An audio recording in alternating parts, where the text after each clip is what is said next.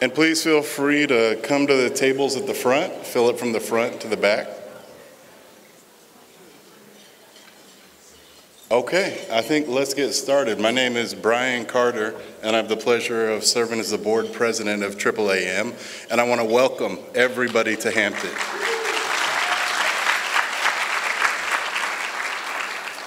And let's just start by saying it's 40 years. 40 years. 40 years.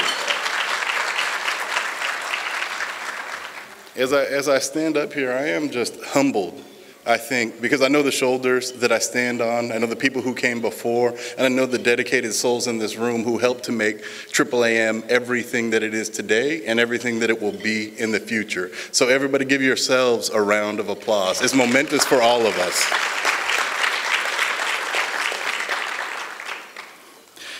So welcome to the celebration luncheon. We are just overjoyed to have all of you here. And I just wanted to just welcome everybody as kindly and as warmly as I possibly can.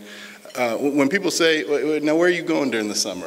And what's the conference that you go to? And I say, well, I go to AAAM. And they ask me about it, and I say it's like a family reunion. It feels like I'm just looking forward to seeing the people walk through the session doors or through the luncheon hall doors so that we can catch up, so that we could chat, so that we could swap stories in a context that I think is both familiar and also really comforting to me personally. So I thank you for all of you for providing that for me during my time at AAAM. So thank you for that. I'm pretty excited. We have a really fantastic program that has been put together by the host committee, by the program committee, and I think everybody's going to come away with the things that you come here searching for, and that's family, that's professional development, that's networking, and that's the ability to ask questions in a space that's comfortable for you. So that's something that AAAM strives to provide in a lot of different facets and through a lot of different programs. So hopefully we are successful with that. And at this point, I'm just going to let folks eat. We're going to get the program going, but welcome, welcome, welcome. Thank you.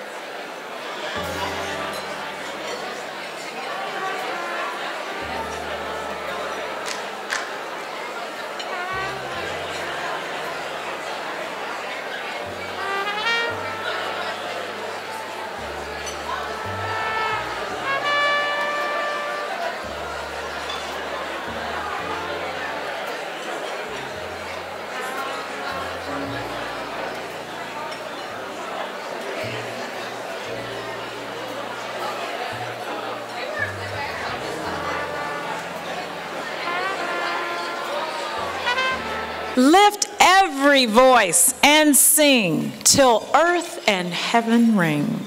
Ring with the harmonies of liberty. Greetings, everyone, and welcome to the 40th anniversary of the Association of African American Museums.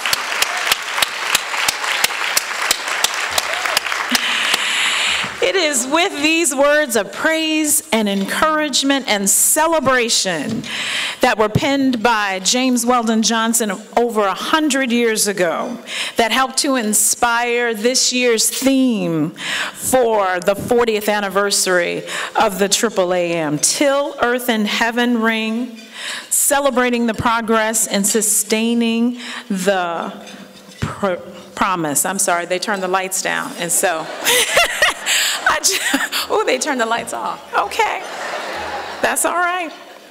But with these words of inspiration, you are here and making the dream realized of our foremothers and our forefathers. You all are doing that. You, us, all of us collectively are part of this celebration. Those words also coming from our national anthem, facing the rising sun of our new day begun. Perhaps this was the sentiment behind that collection of those young museum professionals that we saw in the video just then. Just this snippet, these 8 minutes, helped to address why in 1978 a group of these not so young, or young, I think they were all young, individuals established the first African American Museum Association, which has now evolved into AAAM. And they are part of a larger collection of oral histories that were originally videotaped beginning in 2002 by the Birmingham Civil Rights Institute under the direction of Dr. Lawrence Pigeot, who we saw in one of the clips, who began to conduct these oral histories with the founding generations of AAAM members. And between 2002 and 2005, some 5 oral histories were conducted. And then later on, the National Museum of African American History and Culture has continued adding to those interviews, and at present, some 17 oral histories have been logged. Now, these visual records, in combination with other archival, photo, and video resources, are part of a multi-year project in progress that's going to create a digital historical record of the association. And these excerpts are going to be posted on both the AAAM website as well as that for the National Museum of African American History. Now, we are a part of a family. Brian mentioned this is a family reunion. It is. It's homecoming. It's a family reunion. It is a time that we all come together. But who's come together? We are museum professionals. We're curators. We're educators. We're archaeologists. We're technicians. We are photographers, historians, and griots. All of us are the body of this fabulous association. And so in every family, we celebrate the arrival, the birth of our newbies. We would call our Burroughs Wright Fellows, that would come our newbies. And in the family, we celebrate the passing of those who we loved. And since our last meeting, we have had to say goodbye to 2 most very special, 2 of our brightest and best voices, William Billingsley and Margaret Santiago.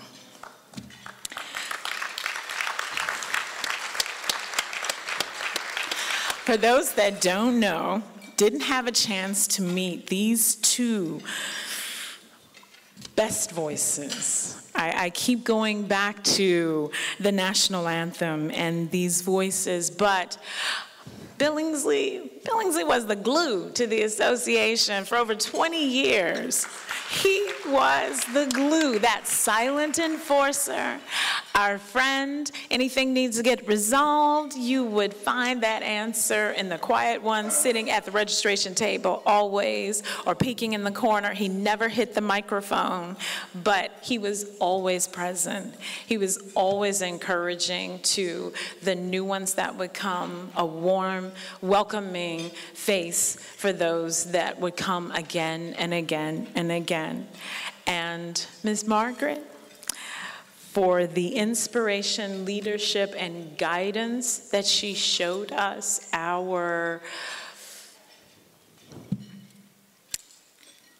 she was amazing.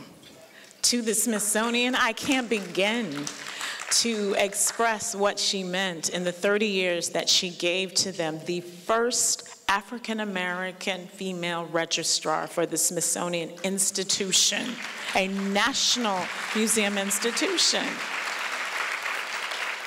These two are only amongst a wealth of other foremothers and forefathers who have paved a path for us. They're so proud of us. We miss them so much. But look at the work that has continued. This program committee this year was off the chain, I just have to say. Lanisha and the crew, they did an outstanding job. And year after year after year, to see the group grow, expand, the dynamic programs and sessions that come out are but a testimony to what we've been learning from all of you, from all of those who have come before us. So I'm going to wrap up, leave you with some thoughts. Think about that national anthem as we go forth and we sing those songs full of faith. We sing the songs full of hope. We will continue. Let us to march on until victory is won. Enjoy yourselves this week at Hampton. Okay. I was getting ready to leave. Now the fun begins. I have the pleasure of introducing Dr. Alvia Wardlaw, who to many you know, but she is the director and curator of the University Museum at Texas Southern University and professor of art history. She has mentored countless students of color to pursue careers in the museum field that range from curatorial to conservation positions. And as curator of modern contemporary art at the Museum of Fine Arts in Houston for over 22 years, Dr. Wardlaw has organized over 75 exhibitions of African and African art, ranging from retrospectives of John Biggers, Kermit Oliver, to the creative designs of the quilt makers of Gee's Bend, Alabama, to contemporary African art and the self-taught genius of Thornton Dial. The first African American to receive the PhD in art history from the University of Texas at Austin, Dr. Wardlaw currently serves on the boards of the Orange Show Foundation and the Emancipation Park Conservancy in Houston, and most recently was appointed as honorary trustee by the Museum of Fine Arts, Houston. She continues to serve on the Scholarly Advisory Committee of the Smithsonian's National Museum of the African American History and Culture and is a trustee of Wellesley College. I give you Dr. Alvia Wardlaw.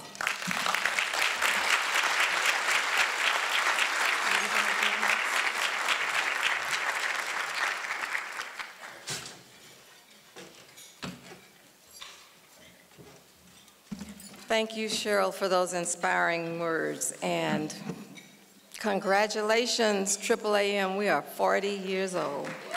How about that? And a special congratulations to Hampton University and the Hampton University Museum for celebrating their 150th anniversary. Our honored guest today is simply put a tour de force in the art world. As director and chief curator of the Studio Museum in Harlem, Thelma Golden has steered the Studio Museum to new heights in the museum world, creating a global discussion on the art of the African diaspora while serving with vibrant commitment her Harlem community. She has mentored countless young professionals in the museum field, many of whom are probably in this room today, while curating provocative and groundbreaking exhibitions, beginning with Black male representations in American art in 1994, when she served as curator at the Whitney Museum of American Art. A graduate of Smith College, Ms. Golden served on President Barack Obama's Committee for the Preservation of the White House, and she is currently on the board of directors of the Barack Obama Foundation, which we hope to hear about a little bit.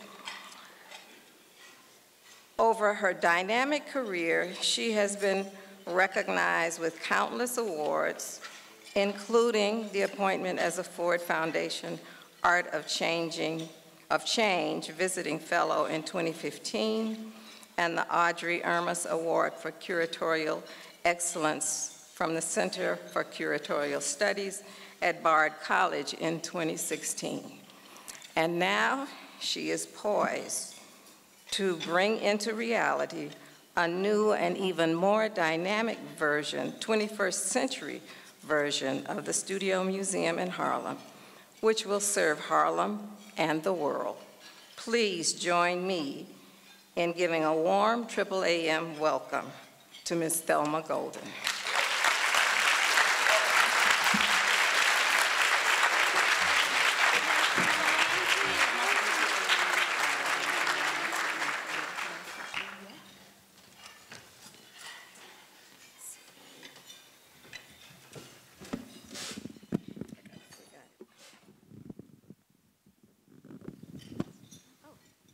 Thank you.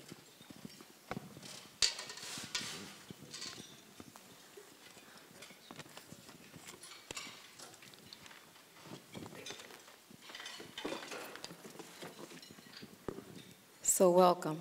Thank you. I am thrilled to be here with all of you, but really thrilled to be here with you. I mean, all of Dr. Wardlaw's accolades were in that introduction, but I have to give real tribute to your Ancestral Legacy exhibition, which was truly, truly groundbreaking and a real example for me in my curatorial work. Thank you, Thelma. Thank you so much. So But this is about you. No, And well, but we can't talk about me. We cannot talk about me unless we talk about the kind of wide curatorial path that was created for me, which is what allowed me to do the work that I did. So Black Art Ancestral Legacy is, in that trajectory of exhibitions that truly have changed the way in which we have seen and understood art. And you did that. I appreciate that. And in that light, we all stand on the shoulders of those individuals who were featured in that video. That really is part of the history that we all share. But we have a few minutes, but I want to talk about the trajectory of your career. Yes. And if I could just start briefly in the beginning. When did you know that you wanted to be a curator? I knew I wanted to work in museums when I was about 12 or 13 years old. I knew I wanted to be a curator when I was in high school, and when I wrote my college application essay, I wrote that I wanted to be a curator at the Whitney Museum of American Art. Did you really? I did. Okay. I did. So, I claimed that very early. Well, you're a native New Yorker. I am. So you grew up in that wonderful atmosphere of art. And those museums. And all of those museums. So I want to ask you, what was the first work of art that really resonated with you as you were growing up? That's interesting. I think that, when I think about the first works of art that really resonated, I don't know if I could say one, but I think what was important to me was the fact that I was seeing a lot of art, often art that I could not identify at that time, but had the experience of it in museums. So I don't know if there's one work. But it was that whole experience where you were exploring in the museum. And was there an early piece of writing that you did in art history that you still remember, something that you thought was really pivotal? Well, you know, went to Smith College and studied art history. I was an art history major, but I double majored in African American studies. Okay. And that happened because while I was at Smith, I interned at the Studio Museum in Harlem. And in my internship there, it's when the Studio Museum was being brilliantly led by Dr. Mary Schmidt-Campbell. I went back to Smith, totally radicalized, and became a double major. And it was in that period when I took a course, a contemporary art seminar at Amherst College, the title of which was, What is Contemporary About Modern Art, or What is Modern About Contemporary Art? And we were told to write about an artist, and I decided to write about Jean-Michel Basquiat. Now, this was in 1986, right? A few months after Jean-Michel Basquiat had been on the cover of the New York Times Magazine. And the professor argued that Jean-Michel Basquiat did not constitute, right, an appropriate subject to write about, right? So that told me everything in that moment. And I fought to write that paper, and I did. It wasn't very good. That wasn't the point, though, meaning you pushed I didn't know enough. No, I just didn't know enough about Jean-Michel's work at that time, but I knew enough that I was moved by what I saw and understood, what he represented. Now, the fun fact about that is that one of my classmates at Amherst, not in that class, good friend at Amherst College at that time was Jeffrey Wright, who remembers me having that fight, and so many years later called me to let me know that he just auditioned to play for the role, which he brilliantly played, of Jean-Michel Basquiat. That's amazing. That's an incredible story. Yeah. So fast forward, you just returned from South Africa, and I want to ask you about, as a curator of contemporary art, what changes do you see in this exchange between artists of the African diaspora, especially between contemporary African artists and contemporary African American artists? I think it's a very exciting time when we're talking about artists of African descent, because the possibilities of exchange are wide. And what has happened in our global contemporary art world is the opportunity for a lot more presence. So that being in South Africa, in Johannesburg specifically, a few weeks ago, and spending time with a whole range of emerging artists there, as well as some artists at mid-career, they're all artists who already have connected themselves into the sort of wider network of artists and art practice all over the world. And I think, you know, at the Studio Museum, when I came back to work at the Studio Museum, because I've actually worked at the Studio Museum 3 times, first as an intern in '85, then as a fellow in 1987 to 1988, and then came back as chief curator in 2000 to work for the amazing Dr. Lowry Stokes Sims. Yes. And as Lowry's chief curator and deputy director, it was in that moment that we shifted the mission of the Studio Museum to read that we were a museum of artists of African descent, locally, nationally, and internationally. So that my work as a curator has been invested in this idea of this sort of idea of a global Black presence when we're thinking about art. So can you share with us just briefly some of the things that you saw on your recent trip and talk about President Obama's role? Yeah. Well, my trip, I was part of the delegation that went with the Obama Foundation for President Obama's speech for Mandela Day, celebrating the 100th, the centennial of Nelson Mandela's birth, which was an awesome, incredible, amazing experience. And then spent a few days there sort of seeing a range of artists. I mean, I did, you know, sort of everything. And what I'll say about it, rather than specifically about artists themselves, was the sense of community that's existing there among artists, and the way in which, in many ways, in a way that's interesting to someone who is a complete museum person, that's the only thing I've ever done is work in museums, is the way in which the artists there, as I find many other places, are creating their own modes of presentation and not necessarily invested in the same ways in waiting for structures of institution.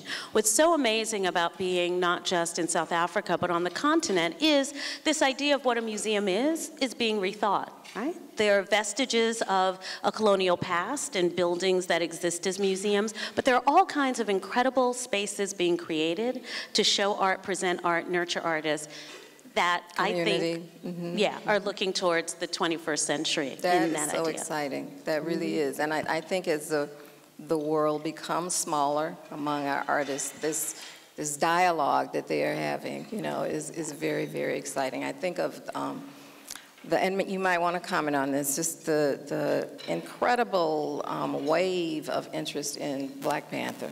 And Yes. what that film did in Yes. terms of storytelling and this need and desire Exactly. to learn about our history Exactly. in a way that was futuristic and fantastical on one level, but just very, very satisfying on another. So I think the young artists they're having a very interesting dialogue among themselves.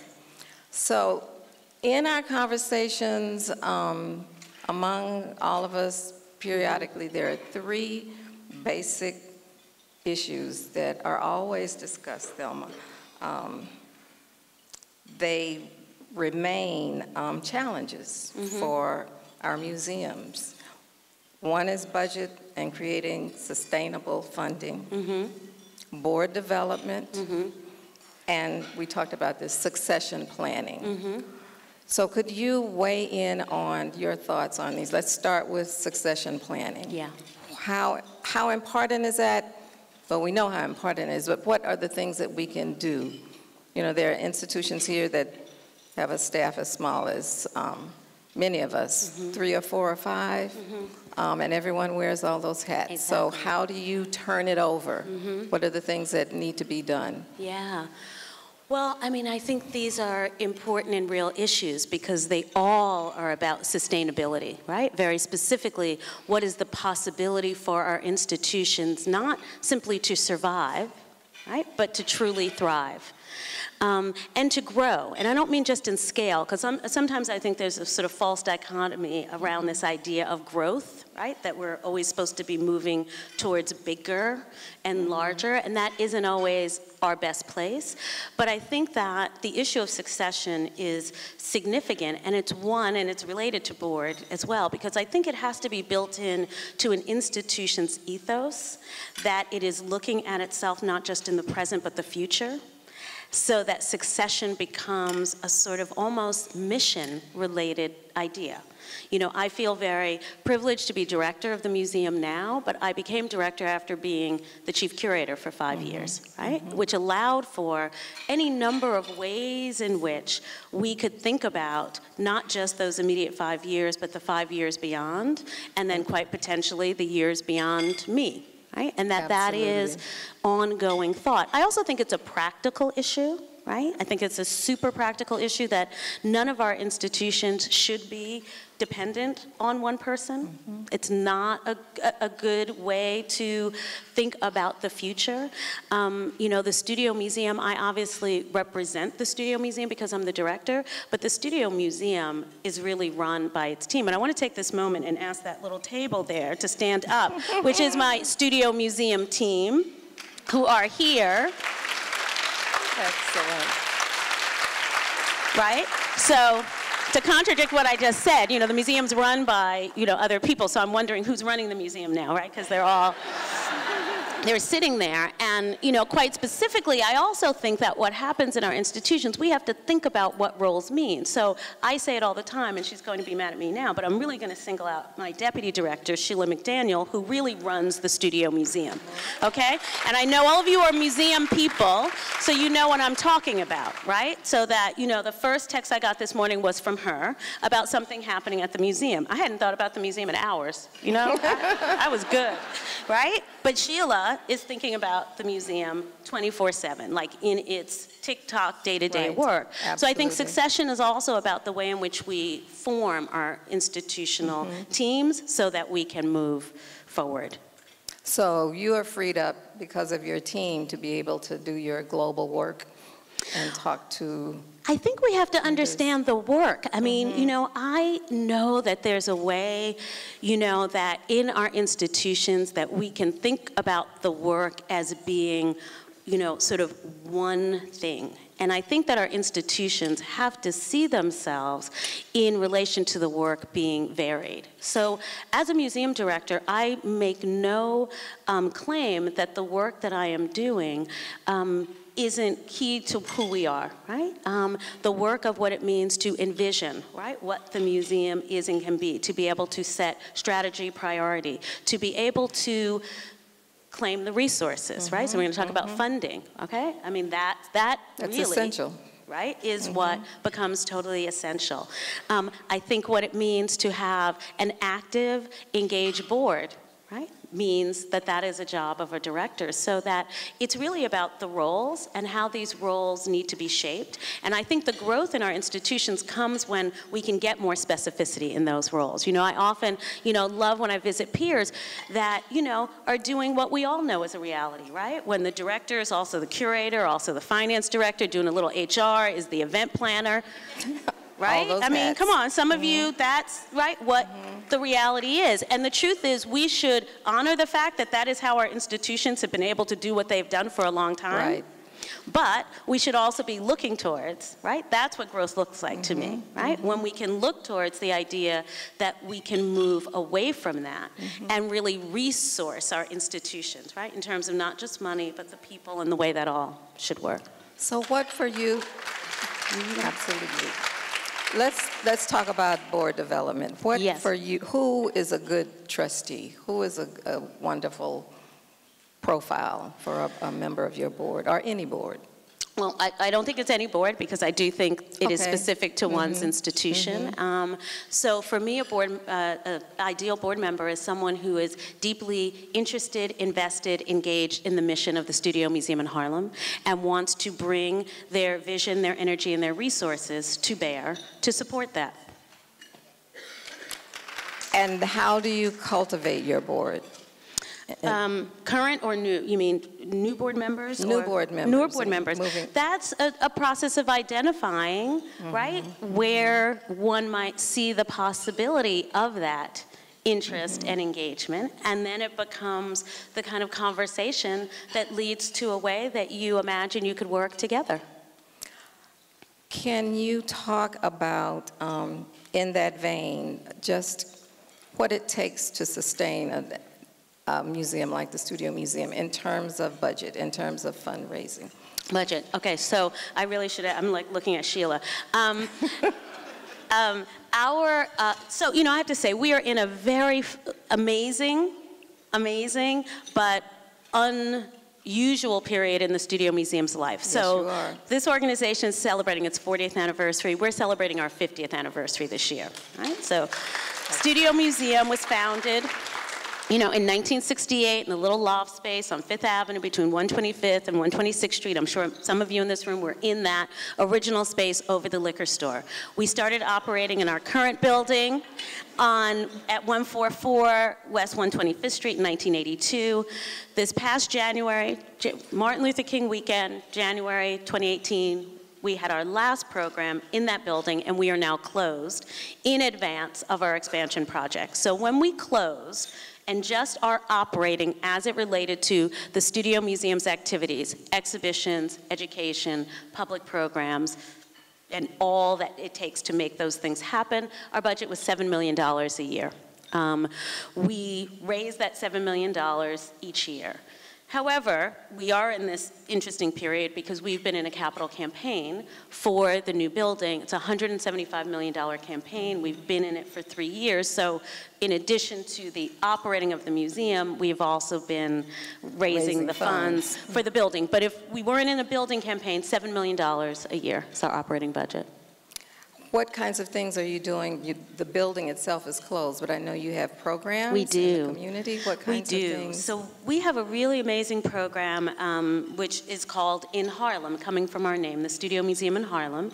A set of engagements, exhibitions, and projects in and around Harlem and throughout the city. So we are working with many different organizations. We have an exhibition of the artist Firulai Baez at the Schomburg Center for Research in Black Culture right now. An amazing commissioned sculpture project with the artist Marin Hassinger in Marcus Garvey Park, and projects that are all in formation all around the neighborhood and all around the city. Our teen program has an exhibition at the Metropolitan Museum, and I have to shout out my colleague Sandra Jackson Dumont, who's sitting at the Studio Museum table because she was a Studio Museum colleague, but now at the Met, and our teen program is there. So we're doing, we have no home, right? So after having a building, right, which was a great blessing for us. Owning a building, you also have to talk about resources. So our operations was $7 million a year, but we've been operating in a building we own. A mortgage on that building that was paid off about 4 or 5 years ago, right? That's so amazing. The ownership of that building, right? What we were given, right, by the board and the director, right, of the 70s, Mary Schmidt-Campbell and her board, when they bought that building, made it possible for us to do the work that we do. So now, without that building, we are thinking of how to work dynamically until we reopen in 2022, 2021. So in the meantime, you're enlivening all the spaces around you and connecting with New York in a different kind of way, which is very important. Yeah. It's a different way also for us to think about audience. It's a different way also for us, even in a pure project way, just to work differently. Right? To think about what the bounds of museum can be. In one way, I'm in a very, sort of contradictory moment that I probably need to work out, which is that we are building an amazing, beautiful, fantastic building. But I'm also very inspired by not having a building. Right? Like this very moment of not having a physical space, right, as the way in which we orient ourselves. Right. Really interesting. And the challenges of it, I see as a great opportunity. I'm going to switch topics here totally and talk about fashion. Oh, gosh. You are known as a fashionista. You are married to a great designer. I am. And you wear some of your husband's beautiful designs. I do. Can you talk about two things? Your love for fashion, the role of Black designers, and how you really make a statement as you move around the globe in terms of how you present yourself. Yeah. Well, I am a contemporary art curator, right? And my work up until becoming director of the Studio Museum 12 years ago was in working with living artists of African descent. Those artists remain the core of who I am, right? So in thinking about my own work, visual art has always been at the center, but design and fashion have also been there. So, long before even thinking about what this might mean for me personally, I had a curatorial interest in Black designers, right? The legacy of some of our, great designers, which led me to, for example, curate an exhibition of the work of Patrick Kelly, a designer whose work I adored, absolutely loved, bought, collected as a very young woman when I could barely afford it, but that to me felt almost like collecting art. Right? Those pieces. And so many designers of that era, Willie Smith, Isaiah, so many of them. And I still have them all. So, in buying them, I wore them, but of course collected them. When I met my husband, his work I had admired long before we met. I had seen it in Vogue magazine and knew of him as this designer of African descent based in London, so that when we met, truthfully, my interest first was in the idea that he was the person who made these amazing dresses that I had been on a waiting list for at a store. And our relationship was formed because, a week later, when I walked in my office and there was a dress that he sent me after we met.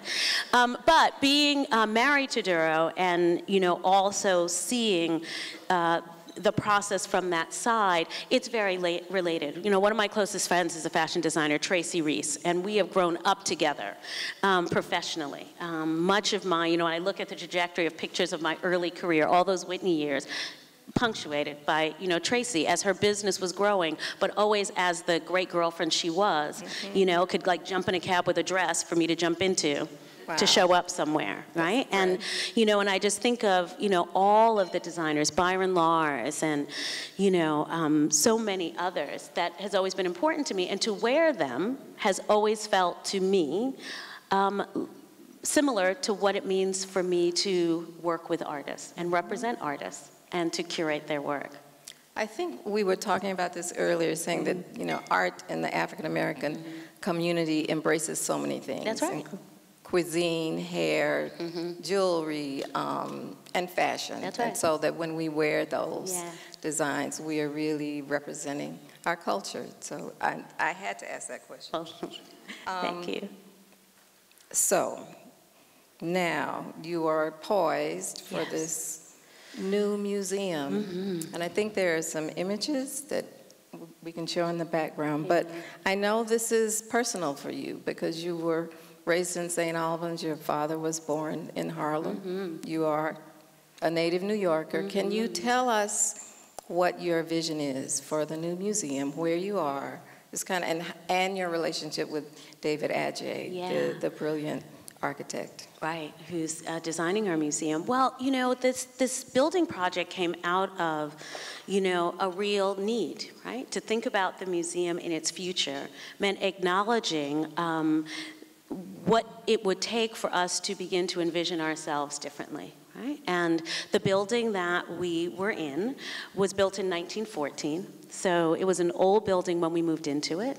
And the board and the directors, boards, and staffs of the museum over the years lovingly renovated, kept it up, kept it together in order for us to do the very important work we did. So in some ways, you know, I look back at our history, nothing about the building we had kept us back. Right? And sometimes that can also be something that challenges us in small institutions, right? We're always waiting for the ideal, right? Waiting for the, you know, the money, the ideal space. And sometimes that does not come. But I think if you do the work, and you do the work well, it will lead you there. And I think for us, the building really became a manifestation of creating a building that rose to the level that the program had long already been. And so getting to moving towards a project of building a new building, right? This radical idea to demolish the building that we are in, which is what we are doing, and then building a new building ground up, was one that came not all at once, but it was a process, a real process on the part of board and staff in very intense thinking. So on one side were all the needs, like what we needed, but then I, again, because I enter into so much of this work as a curator, really also thought about not just what we needed, right? Because that alone, you know, could have solved all the problems, but it wouldn't take us anywhere, right? Really different. So that beginning to think about what else this could be. And we began a process to think architecturally, and first spoke to a group of architects, narrowed that, and then selected David Adjaye to design the building. Now, you know, I have to go back because David Adjaye and I have been colleagues for almost 20 years. And when I took the job at the Studio Museum, one of the first people who spent time in the building with me thinking about what the building could be was David. Right? It was early in his career, early in my career. I don't think at that moment we would have said, oh, and almost 20 years later, right, we'd be working together building a building. And this was before the National Museum. This is at the beginning of his practice. Okay. This was, you know, at the point of his, you know, the beginning of his practice and the beginning of my work at the museum early. This was a few months after I started. So this is a long conversation. Long conversation about space and spaces, but specific to the Studio Museum, when it came time to think about what it should be, I resisted just citing the project in practicalities. Because that seemed like real. That was a fact, right? We didn't need to really talk about the fact that there were very practical things the building had to be. And David is a brilliant architect and an amazing visual thinker, and it seemed to me the challenge then became if it wasn't just about the practicalities, but it spoke in a broader way. And so I created a brief where I asked that the building respond to 3 experiences that I thought were, that typified, that really got to the essence of Harlem. The first was the experience of the street, the second was the experience of the stage, and the third, the experience of the sanctuary. And with that brief, David came back and he added a 4th, which was the experience of the stoop. The reverse stoop is... So the building, right? On one level, the building, what it represents is amazing galleries that allow us to show art in our amazing collection in beautiful ways, fantastic spaces for our education programs and public programs, amazing public areas for the gathering of our community, you know, in the lobby and elsewhere, administrative offices, a loading dock for the first time in the Studio Museum's history. You know, there's a lot of that, but there's also a real sense, right, of those feelings, the street, the stage, the sanctuary, and the stoop. It's beautiful. And at one point I read where the board, there was discussion about possibly moving from 125th Street. Yes, the board had that conversation. I wasn't moving. So that could, you know, I mean, meaning, you know, it was always clear to me that somehow or another that this, I mean, this is our home. And it just felt like this is what it needed to be. Now, again, that conversation happened before it became clear that knocking down our building, you know, was even a practical possibility. So that perhaps my sense we weren't moving was not based in anything real. And we did look, but we also, as many, many people in this room understand, we're also an institution that's in a radically changing community, right? And so what real estate means, and I'm talking about value, right, is very different. So these thoughts about where we would go, what would happen, were also bound up in what was happening then, 6 years ago, and what continues to happen in Harlem. So the decision to stay was also about claiming what is truly the prime real estate that we have and staying there. Because the story could have been, yes, the Studio Museum used to be on 125th Street, but now it is not. Right? So as 125th Street has changed, we would not be there. And we are on 125th Street with some amazing cultural neighbors. The Apollo to our west, National Black Theater to our east, and then east of the National Black Theater, the Caribbean Cultural Center. And I think we are all committed to what it means to be those cultural anchors along, you know, the most famous street in New York City. So how has gentrification, or the change in the neighborhood, I should say, impacted the museum and the audience and your approach? Well, I think that the changes in the neighborhood have impacted us in that we are both a reflection of some of those changes, but we're also a reaction to those changes. I often say that the museum in its physical space has physically watched all of this happen. It's watched the street. I mean, some of even the issues with our building. Our building was built as an office building in 1914 and then became a store before we took it over after it was vacant. And we used to be like the best building on the block, right? In a different version of 125th Street. Very clearly it became that that wasn't the case, right? And our sense of who we were also meant that many of the brilliant renovations, particularly the one taken on by the director before Lowry Sims and after Mary Campbell, Kinshasa Holman Conwell overtook, which was to create for us real presence on 125th Street so that people walking by would see us. But in terms of audience and our life in Harlem, we feel we have to calibrate our sense of being in one level rooted, right, in a Harlem as we see it, right, not perhaps as it is being seen by others in this moment of change, but we also have to create space for the possibility of Harlem in its past and its present to meet. In the museum itself, right? And as a cultural institution, I think we have a real opportunity to do that in ways that can't happen in the commercial sector or even some of the more civic spaces. It's that special space for culture. So in your vision, Thelma, for the future, after you have the new building, which we'll all be thrilled to see, does that mean growth of staff and growth of programs? What kinds of things are you thinking about? So it does, right? It does. Growth is there simply because the physical space alone demands that, right? What we're building makes us essentially double the size we are, right? Though it's living in the same footprint. Our current building's an office building, and what we're building is it's purpose-built, right? From the first floor to the top. So yes, in a very practical way, our operating budget probably doubles. Staffing not only increases, but changes to accommodate what's the capacity that the new space creates. And all of those are important, practical issues that are being handled by Sheila. You see the and thought through and strategized into and thought about. So that is work that from the very beginning of this project we acknowledged, right? It had to happen.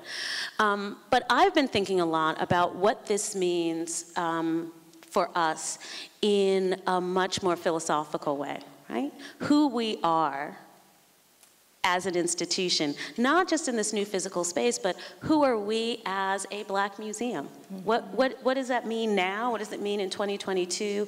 What does it mean for us to think about ourselves in ways that move not just through us as we exist in this field, but think about geography in profound ways, understand our impact in cultural ways? That's what I've been thinking about. And open to the idea that some of what we are now, perhaps we will not be when we reopen. But it will be replaced by what is necessary then. Because again, when we talk about sustainability, I always think the sustainability conversation also has to be tied to a conversation about relevance. Right? How are we most relevant? How do we best serve? What is our best purpose?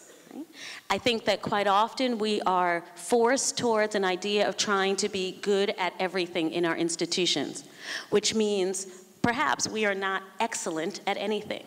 I know what we are excellent at the Studio Museum, and I know that's what, and that is program, right? What we have done and can do for artists of African descent, how that lives at the center of who we are is what we can continue to do.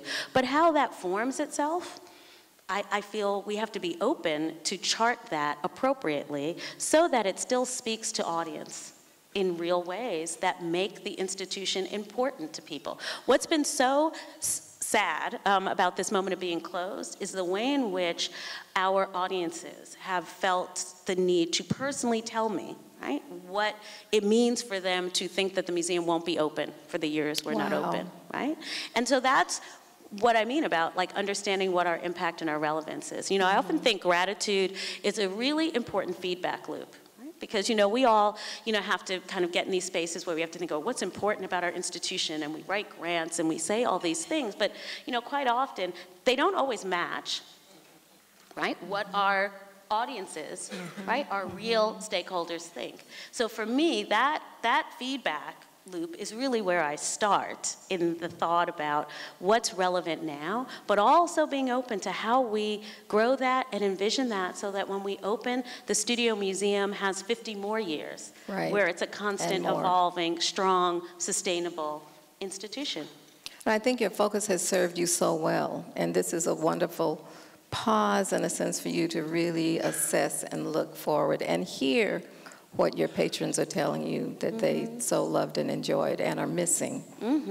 So we're all looking forward to, when is it, 2021? I'm not gonna say dates. Okay. Let's just say, please, you know, follow us on social media. We are updating everyone by the day on everything going on at the Studio Museum. Look, we're building a new building, an absolutely beautiful, architecturally complex building in New York City on one of the busiest streets in the city. So I would be wrong to sit here and give dates and timelines because so much of that is still in formation. But our hope is that we are 3 years or so away from— That sounds good. Yeah, reopening. We'll be ready. Yes. So before we leave, I want, if you could possibly share some, I know you're on the board of LA County Museum and also the Obama Foundation. Can you share with us just a few thoughts about the library for the president? Where's the process in that? That process is in design. So, you know, one of the amazing things about my life at this moment, as I said, I am a curator. I've been making exhibition and working with artists for my entire career. So it is very interesting to me at this moment that our own work at the Studio Museum is so much about the building and design of our building. And then these two very important and dear to me boards that I'm on, the LA County Museum of Art Board and the Obama Foundation Board, are both in the midst of building projects. The presidential Presidential Library, which is actually called the OPC, the Obama Presidential Center, because it is a campus of buildings, is in design with the incredible architects, Todd Williams and Billy Zen, real visionary architects doing incredible work in thinking about, right, what those spaces are and will be to house both what traditionally one might imagine as a presidential library, but then also a museum, as well as other spaces to encompass the amazing activities that are planned of the Obama Foundation. And the LA County Museum, a county museum in LA, is recreating its campus, right, to think about how, in an encyclopedic museum, to reform through space how we tell the story of art of the world in different kinds of spaces that don't look so much like what we think of as museums now. So both of those projects have been for me incredible to be working on in a very hands-on way as a board member in both places, because of the way in which they also echo the work that I'm doing in Harlem. And is President Obama weighing in himself on what he wants to see? Oh, the project is completely and totally directed, you know, by him, and it is a manifestation of not just these ideas of what the center should be, but how they will house the activity of the Obama Foundation in the present, but also in the future. It's excellent. One last question. Yes. What is a perfect day, or I should say optimum day, for Thelma Golden? Oh, that's easy. An optimum day for me is a day that I am spending around art and with artists. Simple as that. Simple. And I feel very lucky that even in this role, directing the museum, I still get to do that. That still is at the core. That's very important to you, I know, your relationship with artists. Completely. And they've been very important to the thinking about this project, because again, you know, we all in our institutions have different, you know, sets of stakeholders, and what's so interesting is they think about things in very different ways. Completely important to the thinking about this building, but more importantly, you know, David Adjaye always says to me, you know, that the building is the physical container, but how it is populated, what occupies it, is what's important, right? And that's the relationship, the resonance between the program and the physical space is what then makes the building important, you know? And I feel like artists have been incredibly important in thinking about what this building is and will be. Wonderful. I want to give you an opportunity just to speak yourself, give a message to the newbies and the old pioneers and all of us here. Look, I think that, you know, I don't have to say to this room, but perhaps the most annoying question I get, and I'm, you know, getting to an age where I just can't fix my face, you know, when people ask me, but when people say to me, you know, oh, do we still need the Studio Museum, right? Do we still need black museums? Right? I mean, believe me, I get this question a lot. And, you know, and I think that what we all know is, of course we do, right? We all know the essential work we do that no one else is doing, or when they are doing it, they're doing it because we've laid the ground, right, for it to be done. And I think that we just have to be continually clear in our articulation of not just what we do. I think we get caught sometimes in talking about it, you know, in, you know, the broadest way, but I think that we have to be specific about our roles, right? And understand and claim the work that has been done by black museums for years and years that have gotten us not just to where we are now, but will keep telling our stories, presenting our artists, welcoming our audiences, and being important to what it means to understand the role of museums, not just in our culture world, but in our world itself. So, you know, what I say is, I'm sure many of you get annoyed like I do. I've tried to take a position on this, that it's a question that I feel like we have to keep answering, not with words, but with a presentation of the work that all of you are doing, the work that you have all done, and make sure that that work continues to happen, because we all know the primary place that our institutions have held in our immediate neighborhoods, right? In many cases, if you think of what would happen if we were not there, in our cultural communities and in our world generally. Thank you so much. On behalf. Thank you. And thank you all. Thank you all.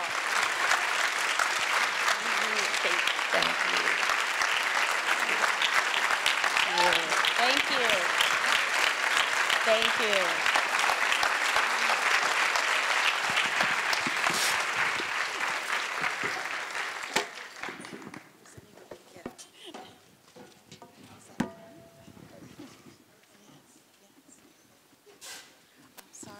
I'm chasing you back on stage.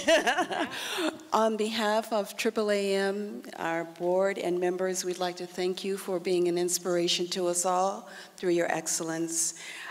Personally, you have been a great influence on my work as a curator. It's just an honor to be here with you today. So thank you. Thank you. Thank you. Thank you. Chicken, I'm gonna keep it.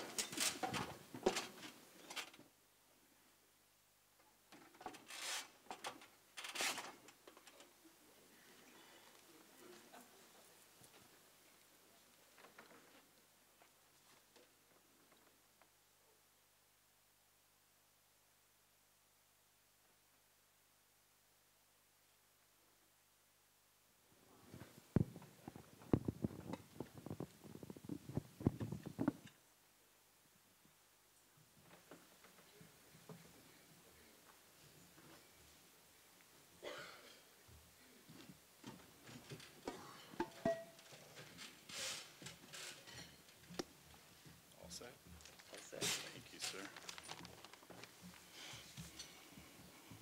How about another round of applause for Thelma Golden and also Dr. Alvia Wardlaw. That was fantastic. Thank you. Such a richness in that discourse. One of the things that I came away with was the idea of evolution for an organization and for a field, but also gratitude. So let me take a moment here and just express some of my own gratitude. I'm going to start with the board of directors for AAAM, and if I could just ask them to stand, please, those who are here, and just stand, please, to be recognized.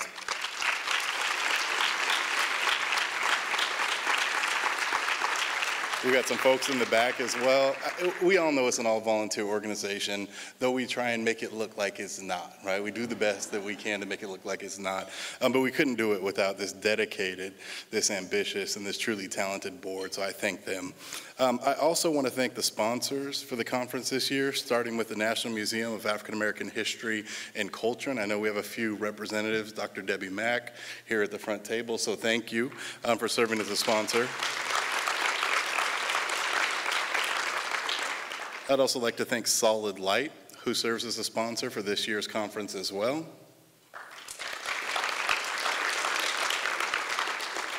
$12.20 exhibits. And the Adrian Builders Group. Thank you all very much for your support. There's so many individuals who help AAAM be what it is. But there are also a lot of partners, organizational and institutional partners that help us. And I just saw a few folks out in the crowd. AAAM is proud of its partnerships with SEMC, and I saw Susan was here. Hi, Susan Perry was here. AASLH, and I saw John earlier. There's John. Also IMLS, and I think both Chris and Mark are here, so thank you guys for attending. They're wonderful partners that are helping AAAM go and take that next step forward. I'd also like to just acknowledge Mayor Donnie Tuck, who's here with us today.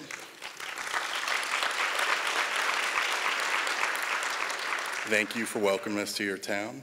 And lastly, I just want to acknowledge the folks who actually make this conference happen. I think as Thelma said, there are people who get to stand up and take the credit, and then there are those people that are behind the scenes keeping everything going and making it happen. And in our case, that's the local host committee, and we have Vanessa Thaxton Ward, who's here with us.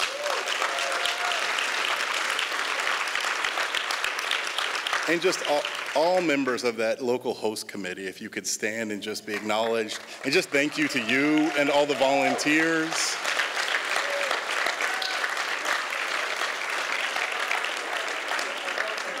It's been a fantastic conference thus far, and I know it'll be great throughout because of the work that you've done. And just those little sashes that the volunteers had on last night were adorable. So that was great. I appreciate that. And then also just a special thank you to Lanisha DeBartolabin, who served as the program committee chair this year, and she's in the back. And I'll tell you what, I tricked her into coming out to Seattle a few months ago, and we're so glad to have her at the Northwest African American Museum after my friend Sandra Jackson Dumont left me. So I'm glad to get some more friends from AAAM out in Seattle. Okay, if we could go to the slides for the business lunch.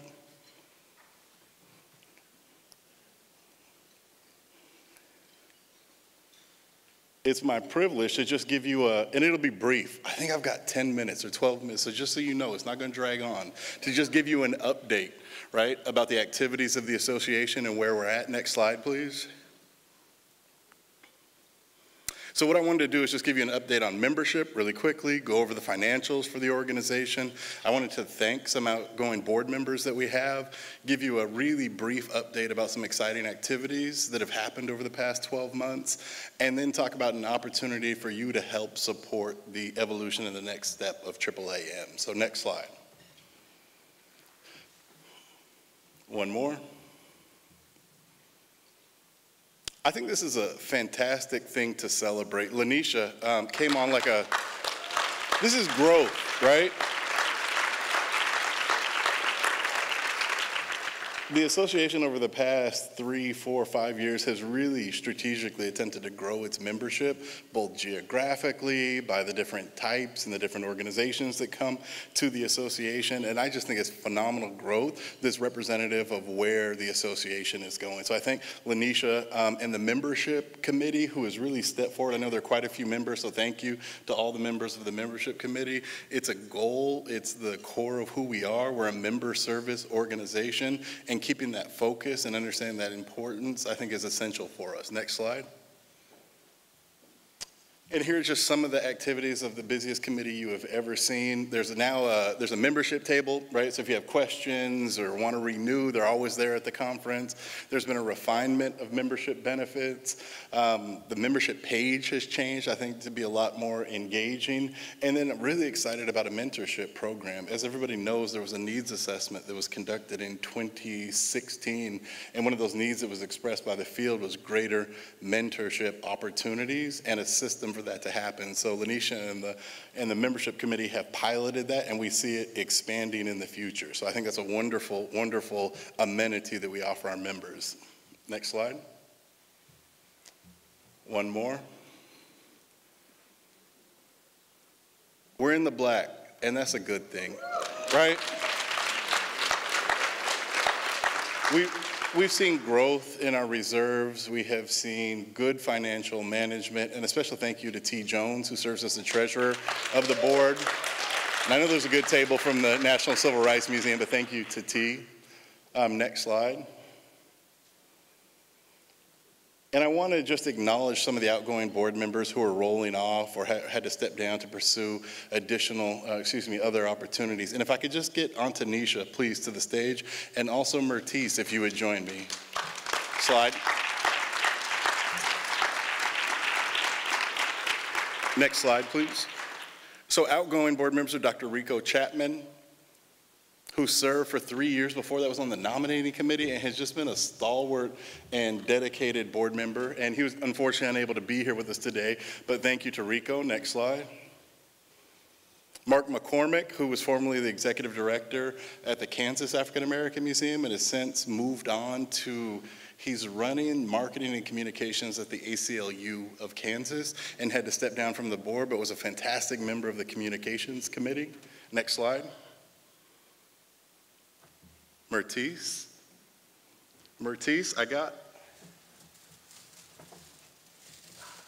this is for you. So On behalf of the board and the association, I just want to thank you for your service and what you have given. You made sure each and every year that silent auction went off without a hitch. And I think more importantly, I got symbolic gifts. You don't have to dig it out. But in here is a fan, kind of an antique fan. And the reason I got that is because when you came on the board, it was really a breath of fresh air. No, it's the truth. Because it forced the organization to look at those, right, non-traditional museums, those other sectors and those other disciplines that we tend to kind of overlook when you just work at a museum proper. So galleries, the archives, the libraries, the kind of informal cultural centers where there's so many practices, right, within the Black experience that occur. So just thank you for being that breath of fresh air and helping, I think, adjust our lens to be much broader. So I appreciate that and thank you for your service.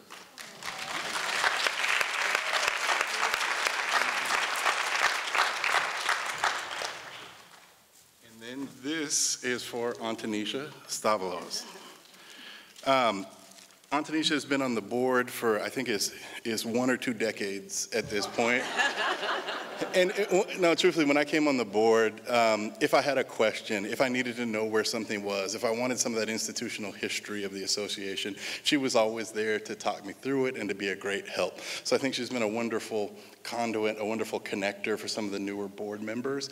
And her gift that I got, which is also symbolic, it's a nice desk alarm clock. And the reason is this woman keeps things running on time. Those trains, they get there where they need to be.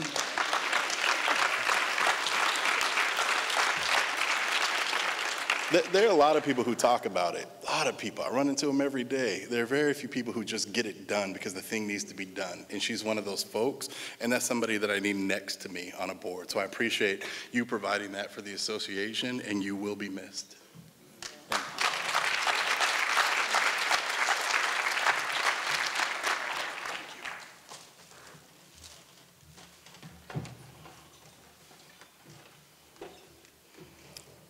Okay, and then I just wanted to give an update. Last year, I think I spent an hour in front of the group detailing the needs assessment, detailing the activities that we had undergone, and making some promises. And when I make a promise, I'm going to tell you if I delivered on that promise or not. So here are the activities for the association. As I said, we went through an entire review of our governance documents, looking at the bylaws, which are revised completely now, looking at all the underpinning documents that are the structure and the foundation of the association. All of those have now been approved by the board and adopted, and helping us move forward, I think, in a much more strategic manner. We also have each of our committees now taking up that 4-year strategic plan, which I outlined, and aligning committee work plans to that. Future conference site selection, we'll hear more about it. Next year, going to Jackson. After that, where's Tim at? Hopefully Miami. After, so we'll see.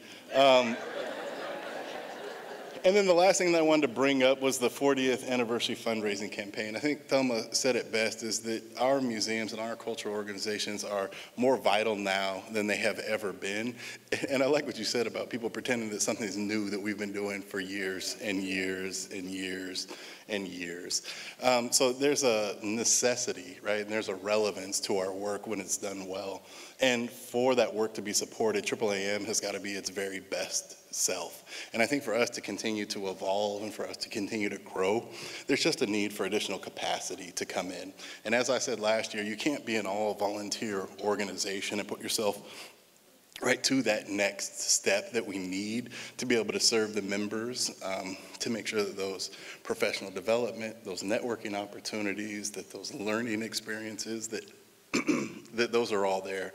So as I said last year, we need to get some staff on board to help us move forward. And so towards that end, we had started a 40th anniversary fundraising campaign. There was a great fundraising committee that came on board.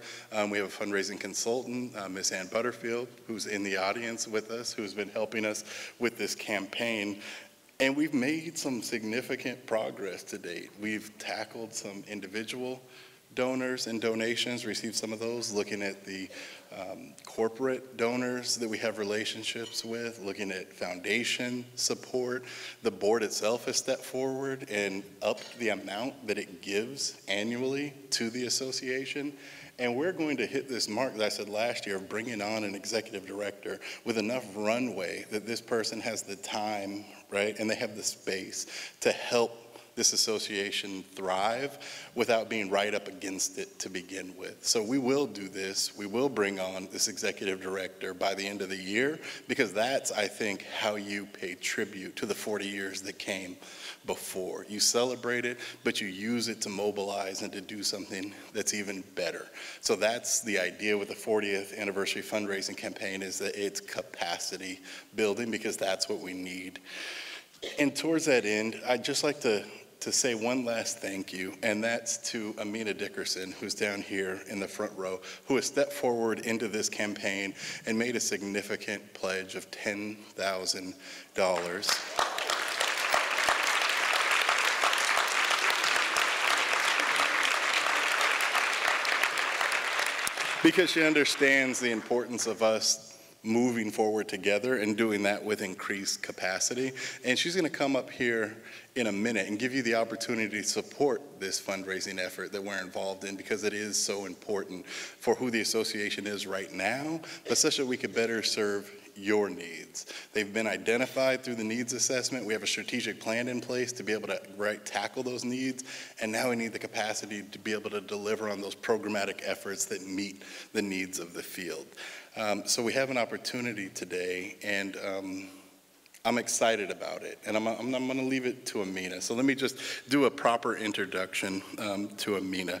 I think most folks know her, but I'll just say she has a 35-year career in the nonprofit, corporate, and philanthropic sectors as a consultant, professional coach, and strategist, working with the philanthropic community, nonprofit orgs, senior leaders, and business professionals, as well as social and civic organizations. Previously, she led giving at large organizations like Kraft, and has had executive posts with the National Museum of African Art, Smithsonian Institution, Chicago Historical Society, and the DuSable. She is one of us. She believes in what we do, and I love her idea of leveraging her gift towards the accomplishment of what we actually need to do. So that is the update on where we're at. I think it's an exciting time as we move forward, and I'll now bring up Amina. Thank you.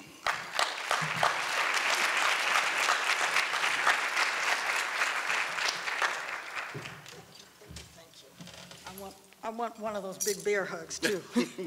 Hi, everybody. How are you? I guess I need to put these on. First of all, Thelma, it was so wonderful to see you here, to hear your remarks, and I couldn't help but think, first, why didn't I bring my black male catalog so I could get it signed? But also, how resonant that exhibition would be. It's almost time for a black male, too, because of the times that we live in. So thank you so much for your remarks. I'm grateful to have a few minutes to announce a special guest to AAAM.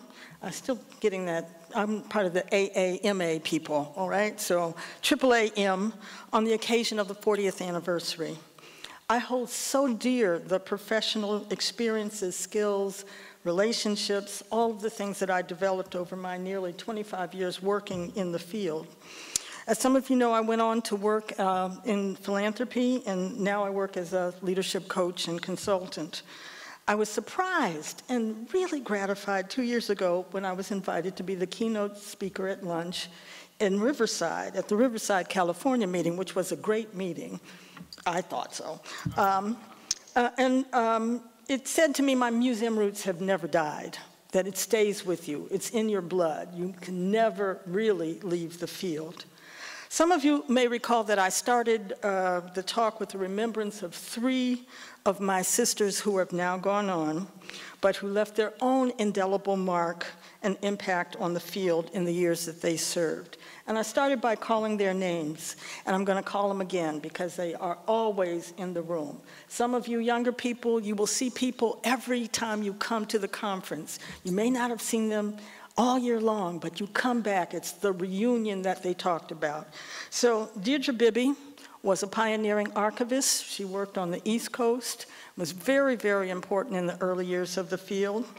Beryl Wright, who was a pioneering curator of contemporary art. And you know, we didn't have too many curators of color who were working in the contemporary field. We were sort of directed to do certain things, and Beryl was amazing. And then finally, the great and fearless Claudine Brown, educator, artist, philanthropy pro, and inspiring senior leader at Smithsonian. So I always want to call the names of those, because as long as we call their names, they will never be forgotten, right? At that meeting, I also recalled the early days of AAAM, AAAM, I'm going to work on that, AAAM, and the colorful and deeply committed cadre of leaders building Black museums nationwide, notably John Kennard, Charles Wright, Margaret Burroughs, Ichabod Flewellen, Barry Gaither, Byron Rushing, and among others. The reinvigorated AAAM is inspiring to me. And as someone who works in philanthropy, now as a board member and advisor, I wanted to repay in some way the rich and deeply meaningful foundation that AAAM has given me. I was also struck by another realization. An entire group of innovative, devoted, and visionary contributors were not, in my mind, being fully acknowledged in ways they deserved and in a manner that would inspire future generations of African American museum professionals. August, if you don't know, is also Black Philanthropy Month. And through the generous support of the foundation board on which I now serve, I wanted to make a designated gift to hold up the legacy of some truly remarkable women. Any list I would create would be incomplete. And actually, I had a much longer list, and I had to pare it down so I would fit in my 7 minutes. But I wanted to start with Dorothy Porter Wesley. She had one distinction in that she was married to two very famous historians. She was married to James Porter, the art historian, and Charles Wesley, the historian. And in the midst of all that, and what she should really be known for is not who she was married to, but the work that she did in setting the Moreland Spingarn Library on its trajectory to greatness. In so many years, she just worked at that library and developed really fine collections. Another one is Jean Blackwell Hudson. There would be no Schomburg Library today without the self-sacrifice and the dedication of decades. You know, we all think about Schomburg, but there was a long period when nobody talked about Schomburg, and New York Public Library did not put the resources in, did not really give it much attention. It's up in Harlem, you know, it's before Studio was here, it's up in Harlem. Jean Blackwell Hudson kept that library moving forward. Then there's Rowena Stewart, who battled for museum equity for African American museums. I want what we should have for our museums, what they are getting for their museums, she used to say. And it was not only the equity of museums, but gender equity in the field. She fought a lot to have a voice at the table. I loved when Joan Maynard was at a meeting. She took up the fight to save the Society for the Preservation of Historic Weeksville in New York, and she learned about museums on the job. Like so many of those pioneers, they had the passion, they had the commitment, they didn't necessarily have the training, weren't a whole lot of places to get it at that time, and they learned on the job. And she would come in with her marvelous Brooklyn accent. I tried to copy it, but I can't. But Joan would come in, and she would just bring her keen sense of humor, and our meetings were great because of it. And of course, and with great sorrow, I also have to call the name of our dear, dear sister, Marguerite Santiago, the first African-American registrar at the Smithsonian's Museum of Natural History. Rowena chaired AAM and had a tremendous partnership with the first, I believe, paid executive director of the organization, Joy Ford Austin. And Joy has been back to meetings here in interim years. But together, they fought for the first funding for a series of training and development sessions that also served as organizing and strategy convenings, really, for those of us working in the field. AAM came back from the brink because another group of devoted trustees gave a lot of time and energy. And this is not compensated time. This is on their own dime. This is traveling to meetings. I'm staring at you, Dr. Debbie Mack. I'm calling the name of Dr. John Fleming. Of course, Sam and the work he did as chair. There's so many that we could name. And so when I got to that Riverside meeting and I looked at the array of young talent in the room and the vibrant programs and sessions of that conference, of the marvelous conference last year in Washington, D.C., and of this one, I just have to say I am inspired by the vitality that I sense.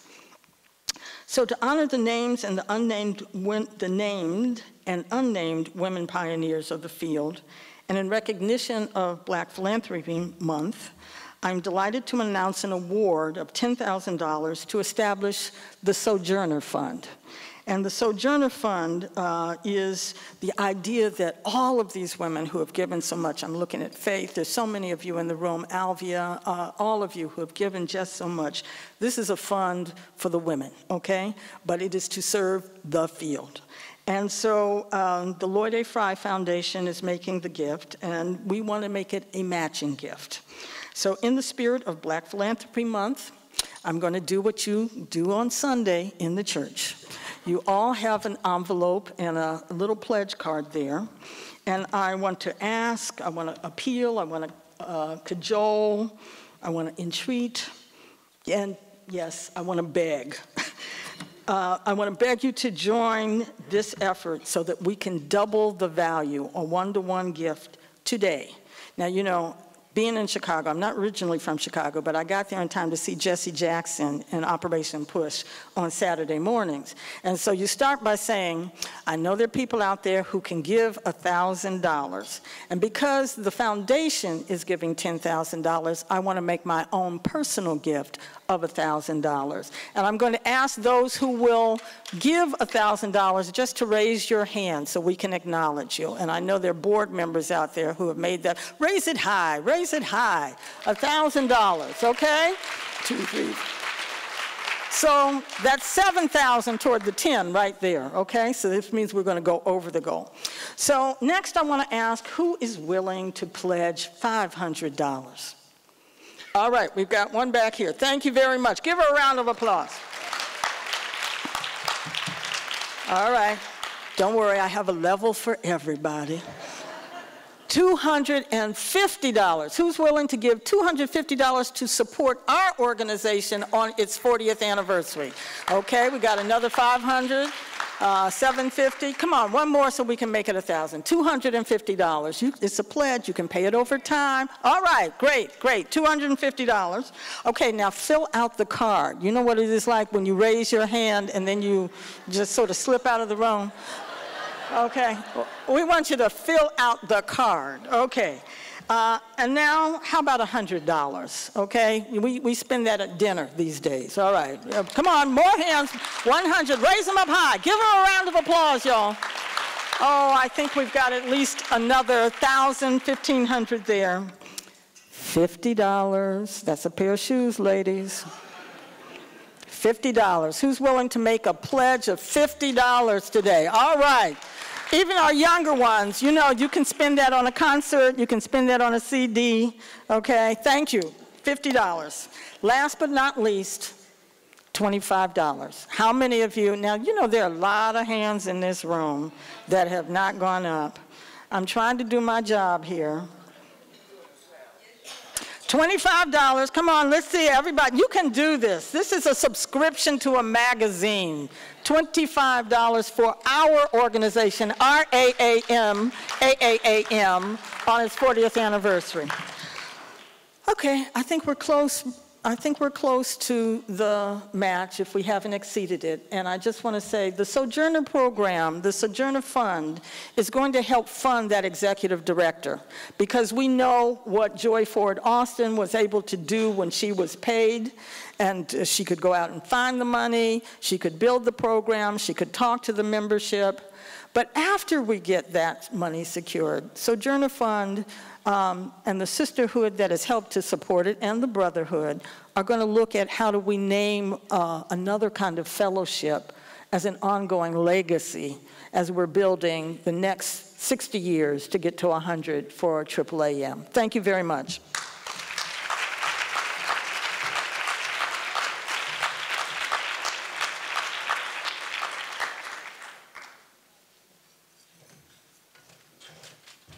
All right, is everyone having a great time? Yes, yes, now that we've got all your money. So I want to encourage you to leave your envelopes at the back table, the rear of the room, as you're exiting. Everyone who's made a pledge, and thank you for that. I just have a few quick closing announcements, sorry, too much iced tea.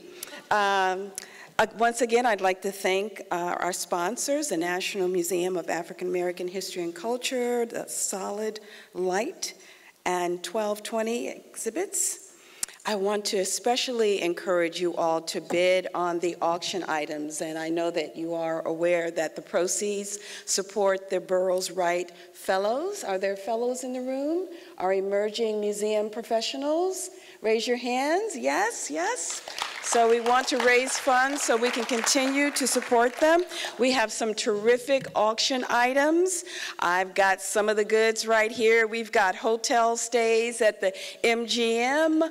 We've got the Westin for next year's conference in Jackson, Mississippi. We've got Embassy Suites here in Hampton, and then we have Simply Panache, a boutique hotel. So that's just a short list of all the wonderful items that are available. Where's Juanita Moore?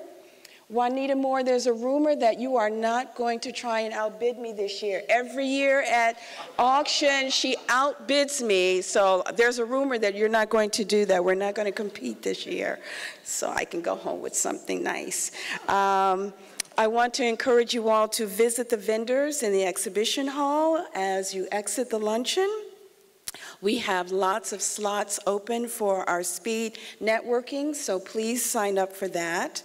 And last and important is that you all know that the bus departs starting at 5:45 for the Chrysler Museum, and there's another at 6. So we're going to gather at the museum tonight and have a wonderful time and continue to enjoy your day. Thank you.